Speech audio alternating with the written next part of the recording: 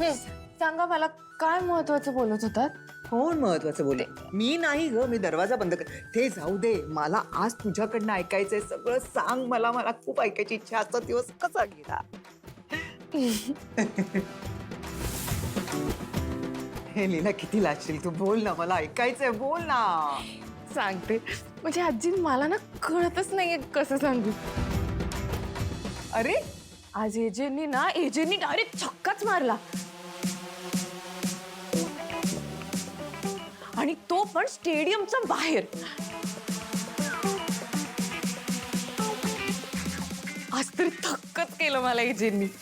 म्हणजे आज ना त्यांनी माझी अशी इच्छा पूर्ण केली जी जवळजवळ इम्पॉसिबल होती आजची. अच्छा, कोणती काय? हो सांगते सांगते सगळी प्रस्तावना सांगून झाली असेल तर आता मला सांग, त्यांनी काय केलं? सांगते. नीट आहे का आजी? अगं, आज एजे लोकल ट्रेन मध्ये चढले, तेही लेडीज डब्यात. काय? एजे आणि लोकल ट्रेन मध्ये, ते पण लेडीज डब्यात? कसं पॉसिबल आहे?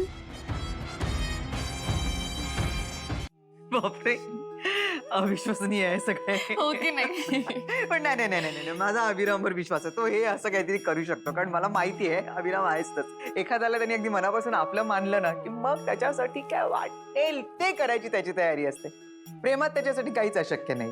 हो ना आजी, खरंय तुमचं. म्हणजे मी तर आपलं असंच म्हणाले होते, असं काहीतरी करा. त्यांनी खरंच केलं.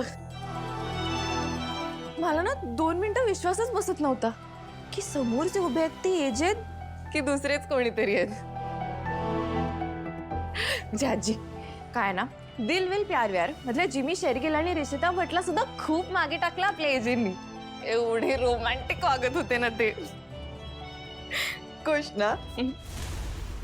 वहिनी, हे सगळं काय ऐकतो आपण? हो ना, मला नव्हतं वाटलं एजे एवढे रोमॅन्टिक असतील.